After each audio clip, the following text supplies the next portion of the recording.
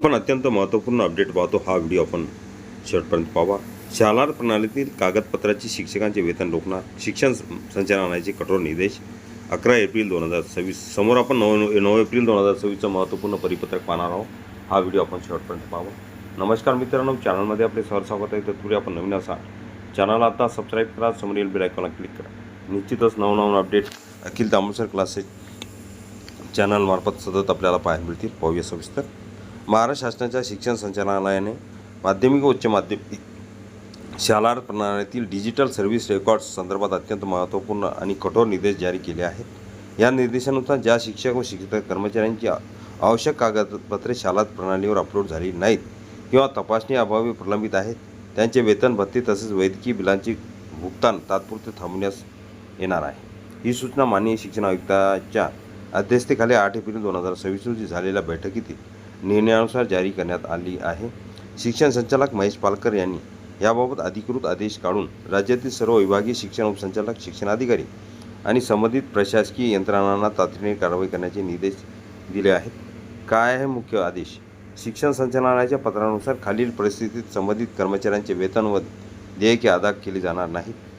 शाळा प्रणालीवर आवश्यक कागदपत्रे अपलोड नसल्यास, डिजिटल सर्व्हिस रेकॉर्ड्स अपूर्ण किंवा अप्रमाणित असल्यास, कागदपत्रे DDO-1 स्तरावर तपासणी अभावी प्रलंबित असल्यास, DDO-2 शिक्षणाधिकारी व विभागीय उपसंचालक स्तरावर कागदपत्रे रिजेक्ट झाल्यास, वैयक्तिक मान्यता किंवा शाळा ID अमान्य ठरल्यास, याशिवाय संबंधित कागदपत्रावर योग्य ती कारवाई न केल्यास DDO स्तरावरून MTR 44A बिन जनरेट करता येणार नाही, अशी स्पष्ट सूचना देण्यात आली आहे. खाजगी अनुदानित शाळांनाही फटका. या आदेशाच्या सर्वाधिक परिणामी खाजगी अनुदानित शाळांमधील शिक्षक व शिक्षक कर्मचाऱ्यांवर होणार आहे. फेब्रुवारी 15, 2026 पासून अशा प्रलंबित प्रकरणांमध्ये वेतन व इतर देयके रोखण्याची अंमलबजावणी करण्यात येणार असल्याचे स्पष्ट करण्यात आले आहे. वेळापत्रक निश्चित. शिक्षण संचालनालयाने कागदपत्र तपासणी व प्रक्रिया पूर्ण करण्यासाठी स्पष्ट वेळापत्रकही दिले आहेत. अधीक्षक स्तरावरील सर्व प्रलंबित कागदपत्र तपासणी एप्रिल 2026 अखेर पूर्ण करणे बंधनकारक.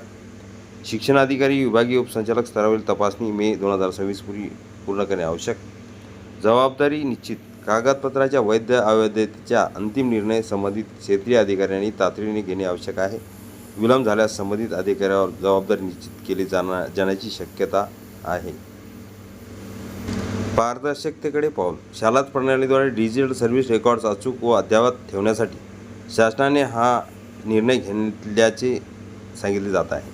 यामुळे शिक्षकांच्या सेवाविषयक माहितीच्या पारदर्शकता वाढेल आणि अनियमिततेवर नियंत्रण मिळवता येईल, असा विश्वास प्रशासनाने व्यक्त केला आहे. निष्कर्ष.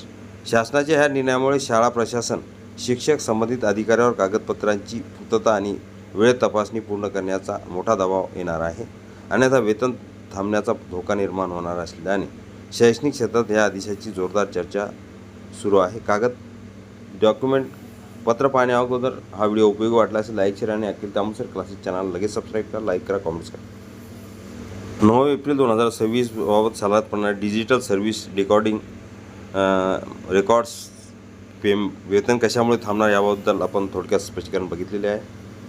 हा पूर्ण परिपत्रक अखिल तांबुसर क्लासेसच्या डिस्क्रिप्शन बॉक्समध्ये लिंक तिथून डाउनलोड करू शकतो.